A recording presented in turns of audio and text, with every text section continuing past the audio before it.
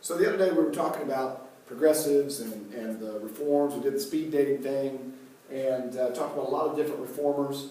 So as we continue talking about social reforms, it's important to understand that they're started by, or kind of spurred on by, the social gospel movement.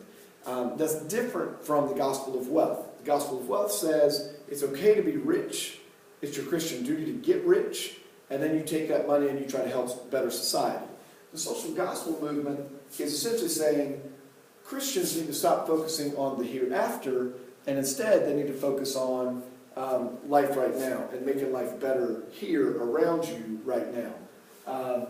We see the women's suffrage movement starting to come to fruition again. We're building on what Elizabeth Cady Stanton and Lucretia Mott, Seneca Falls Convention, had done. We're building on what Susan B. Anthony did. We have a couple of ladies, Alice Paul and Carrie Chapman Catt, who have totally different approaches to women's suffrage.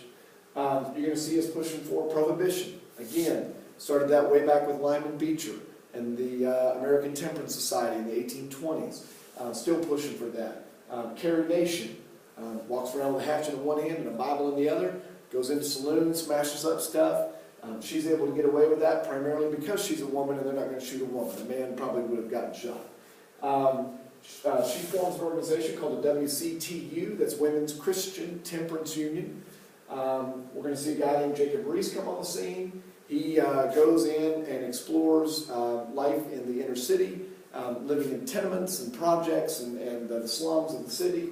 And he creates a book based on pictures. You saw this in the film of the cities. And he shows the wealthy people in his book called How the Other Half Lives, what is going on outside of their wealthy neighborhoods. We begin to promote social welfare with organizations like the YMCA, Young Men's Christian Association, Salvation Army, it's a Christian organization. So you see the social gospel movement in Christian communities starting off. Others will join as well, but they start these organizations to better the lives of the people around them. Again, with progressives, they don't want the government to come in and give handouts. These are private organizations that are coming in and helping with social welfare, not the government. We'll see Jane Addams come in. She creates a settlement house. It's not the only settlement house. There are settlement houses all across the country. But hers in Chicago is called the Hull House. She takes her family home. She turns it into a center where immigrants can come learn to speak English. They'll have cultural activities to help immigrants assimilate into American culture. They provided daycare, childcare for working immigrants. If you think about immigrants coming to the United States, we talked about the fact that mom and dad both worked. Kids ages 4 and up would go and help at the factory. As a result, sometimes you had kids that were 2 or 3 years old, couldn't go to work in the factory. Mom and dad left them home all day long, and they would begin to hurt themselves at home. They would get, they'd start fires, they'd fall out of windows. So parents began tying them to table legs all day while they went and worked for 10 hours. Obviously that's not a good thing, and so Jane Addams said, bring them to me and I'll help take care of them. We'll provide you with some daycare for your kids. It also becomes a center for women's activism and social reform. And so women gathered together and they began to talk about suffrage and women's rights and how to promote the cause of women. Make sure you look up the Mann Act. This has to do with prostitution and transporting women across state lines and making that illegal. Harrison Act bans addictive drugs except through a physician prescription. It's also called the Narcotics Act. At this point in time, you had a lot of things that were legal. Cocaine was legal. So the Harrison Act comes in and starts to sort of regulate a lot of the addictive drugs that were going on. So make sure you look those up and know what those are. This is the Hull House.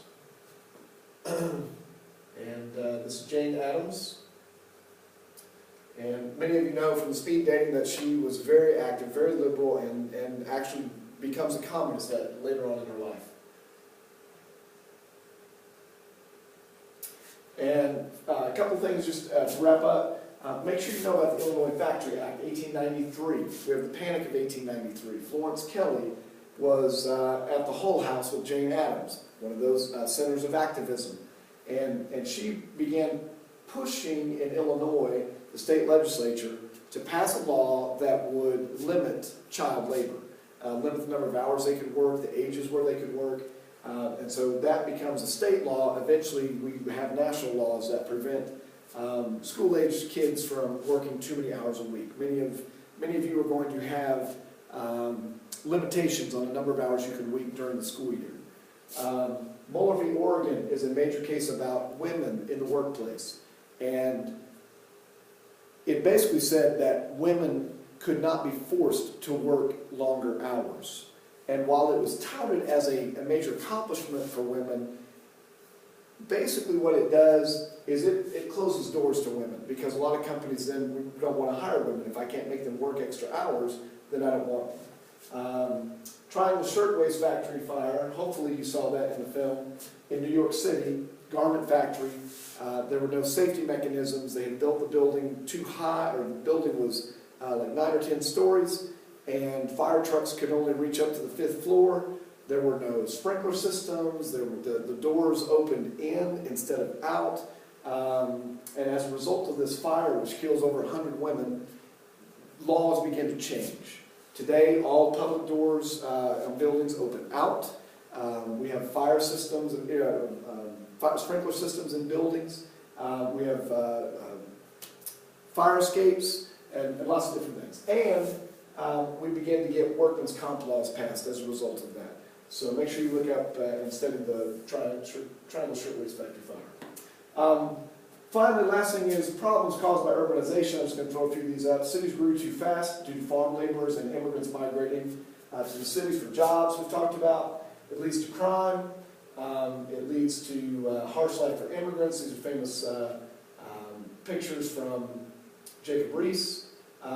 It leads to overcrowding. We created these dumbbell tenements. If you look at this picture as if it were you're flying above it, this is the roof of the building. These little white spots are windows. They built them with this center court right here so that everybody would have natural daylight coming into their apartments. The problem with that is there is no sanitation pickup. People were throwing their bedpans and their garbage out of these windows, so down on the bottom floors, pretty soon you can't see out of the window because there's so much garbage piling up, which attracts rats and disease and pleasant odor in the summertime. Sanitation issues and disease. Got the kids playing in the street next to a dead horse laying there. So then we wind up with the guys in the white suits from the film coming in and starting to clean up and create garbage pickup and sanitation.